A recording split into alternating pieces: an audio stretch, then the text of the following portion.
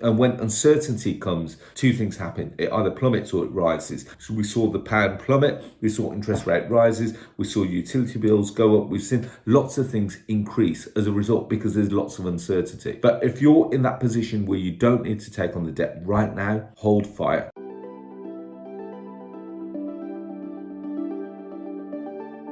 Hi guys, it's Arsh here, and in today's video we're going to be talking about the things that we should be looking to expect within the next 6 to 12 months in the property industry. And I'm going to kind of tell some home truths as to what I think's been happening and how you can benefit from this by literally taking a step back. Before we go into that, as always, this channel is sponsored by the Property Investor app, which is the UK's first property investment platform, which showcases all kinds of property deals all over the UK. Whether you're looking for that below market value deal, that rent-to-rent deal, that lease option deal, we've got them all there. Now, there are two ways to get involved. You can either go to propertyinvestораpp.co.uk, or if you've got a smartphone, go to the App Store, type in Property Investor and download it from there. Now, let's get straight into it. If you wouldn't mind hitting the like button and subscribe and the notification bell, every time I release a video, you get to get notified of it. So today's video is really quite important, whether you're getting involved in property, whether you're already involved in property, or whether you're a seasoned investor like me. You've kind of got to get to grips with the market and understand what is happening right now. Are we in a turmoil? Are we just in a section of scaremongering? And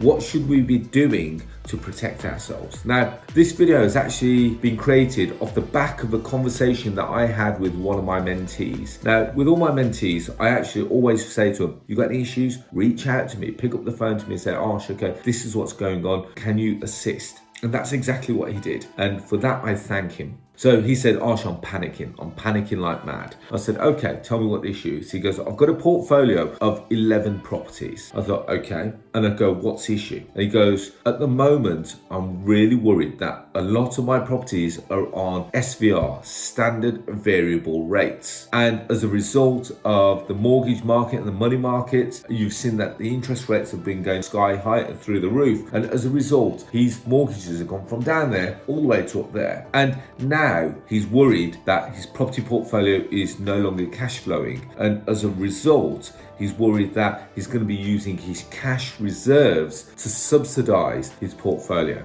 And I asked him what his goal was. I asked him how much he had in his cash reserves, and these are the questions that I would generally ask you to be asking for yourself. How much have you got in your cash reserves? If you did need to subsidize your portfolio, how long could you do that for? How long could you live off your current savings? Because the reason why I say that is because lots of people are out there, I would say, doing the wrong thing. And this is, I should put a little disclaimer at the bottom, this is not financial advice. This is not deemed to be financial advice. This is purely just my opinion. And if you do need financial advice, please go and find someone that is qualified to be able to give you that financial advice. So he wanted to do what anyone probably would do when they start to panic. They start to reach out and say, oh, okay, I'm on a variable rate. Oh, okay, my mortgage has gone high. I'm now going to try and fix it today. And believe it or not, this is what mortgage companies wanted you to do. They wanted to get you into a state of panic. Now, it wasn't them. I'm not going to go through the whole conspiracies as who's behind this and who's doing that, because reality is, I don't know. I'm just guessing. But let's have a look at the facts. When you invest in something, when you invest in property, you're investing for the best part of a 15, 20 or 25 year period, which is generally the mortgage that you take out on a property. Within those 25 years, you've got to expect some fluctuations. You've got to expect rates to go high, rates to come down, prices to go high, prices to go down. You've got to deal with maintenance issues. You've got to deal with management issues. You've got to deal with additional bills, whatever it may be, tenants issues, bad debt voids. This is all part and parcel of being involved in property. Now, I'm not making it sound very sexy right now, and I don't really mind about that because there are too many people chasing that shiny penny. Whereas here, I'm telling you that property can be tough, property can be challenging, but it can also be very rewarding for those that stick out the long term. Now, go back to my conversation. So I said to him, okay, so let's have a look at the portfolio. So in his portfolio, yes, his mortgages are very close now to the amount of income that they're generating. And he goes, reserves, my cash reserves. I said, let's have a look at the last 3 months. Bear in mind that for the last quite a few months, everything that's happened, we've had new governments, we've had new chancellors, we've had more chancellors than we can imagine. We've got a new, let's call it head of state, the monarchy. We've got a new king as opposed to a queen. We've had interest rates increase, we've had utility bills increase, the whole lot. We've had it all, and pretty much it feels like it's just like a bomb after bomb after bomb, because it's coming one after the other. But the reality is, this is actually a good thing, because if you can survive this, you can pretty much survive anything that's going to come to your property. Now, a lot of us are looking at the interest rates and saying, you know what, they're really quite high at 6 or 7%. But the reality is that for those that have been investing in a long term, or have been around people that have been investing in long term, in actual fact, 6 or 7% was actually quite the norm. We've become used to low interest rates. We've become used to the 0.25 above base. Now, and that is not the norm. That is definitely not the norm. So we have to re-educate ourselves. We have to, get ourselves back to what was the original, because that was really only meant to be a short-term measure. They used that to re-kickstart the economy. Now, go back to my story with this guy. So his portfolio is not really cash flowing now because of the interest rates. So his first reaction was, I'm going to fix my mortgage rates. And mortgage companies want you to do this because they will now want you to fix it at 6, 7 or 8%, whatever they're charging right now. Now, let's take ourselves back a few months to the petrol crisis. Things happen in the markets, and when things happen in the market, either something plummets or something rises. Now, let's look at the petrol crisis. Prices rose straight away. So when they thought that there's no supply coming in, they thought, well, in actual fact, okay, if we're not going to have enough supply, we're going to charge as much as we can for this, because we don't know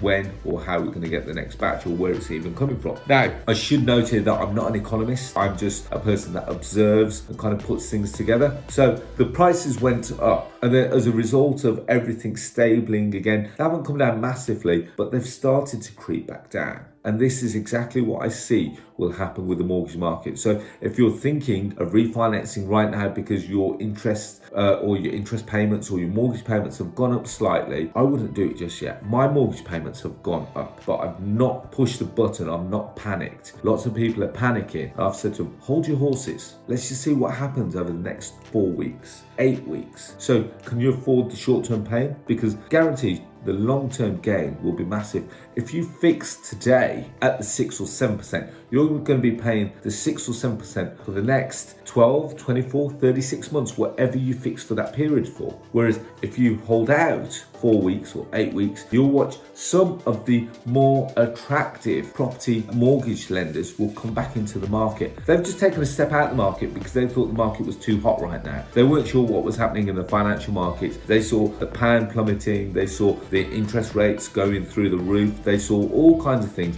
And they said, whoa. Before we know what we're doing, we need to step out. So how many mortgage products or how many mortgage lenders did you see step out of the market? And this is as a reaction to what's happened in the financial markets. Now, as a result, what they've said is that for those that still want lending, yes, they can still have lending, but they're going to pay for it. They're going to pay for it up here. Now, you shouldn't be doing that. Unless you're physically going through a transaction you need to complete and you've got no other option, you're going to have to take that high rate. But if you have got time, buy yourself some time. And there are other methods of lending out there. You've got joint venture partnerships, you've got friends, you've got family, you've got bridging finance. These are all different methods of lending funds from either companies or individuals or friends and family. You can do that, and the rates are not going to be anywhere near as high as what you'd get from high street lending. So straight away, everything's been pushed up. We're waiting to see what happens. No one knows what's going to happen with utility bills. There was a talk of it capping for a certain period of time. Then our lovely new government is now starting to try and pull back some of those caps. So we don't know what's happening there. Again, lots of uncertainty in the marketplace.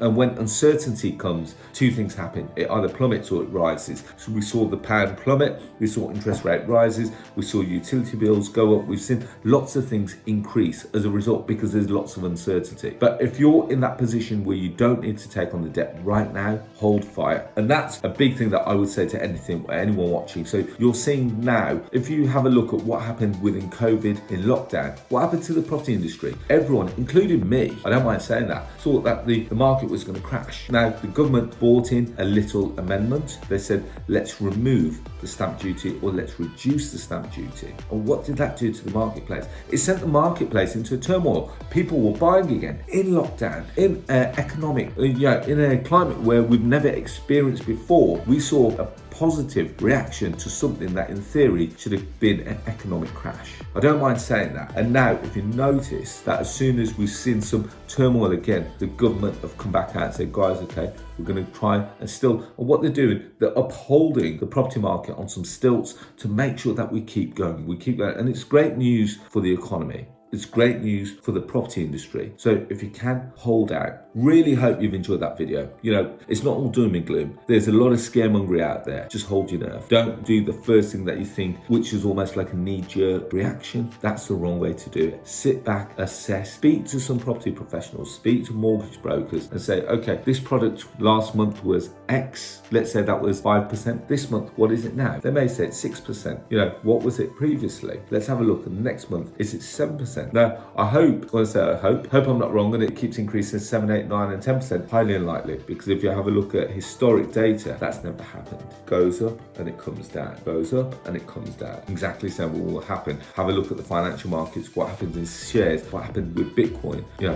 Sore topic for quite a few that invested in Bitcoin, but it goes up, it comes down. It goes up and it comes down, but you've got to have the nerves of steel to stick it out. So guys, hopefully you've enjoyed that video. If you want more free content, I stick loads out there. So I've got a podcast that I release every Tuesday. It's called The Property Rebel. You can find it on Apple Podcasts, Google Podcasts, Spotify, Stitcher, just to name a few. As I said at the start of this video is sponsored by the Property Investor app, which is the UK's first property investment platform, which showcases all kinds of deals all over the UK. Whether you're looking for that below market value deal, that rent to rent deal, that lease option deal, we've got them all there. Go and check us out. Now, there are two ways to get involved. You can either go to our website, which is propertyinvestораpp.co.uk, or if you've got a smartphone, go to the App Store, type in Property Investor and download it from there. As well as that, you want to connect with me on social media, please feel free to find me on Facebook, LinkedIn, Instagram, Twitter, Clubhouse and TikTok, all under the handle of Arsh.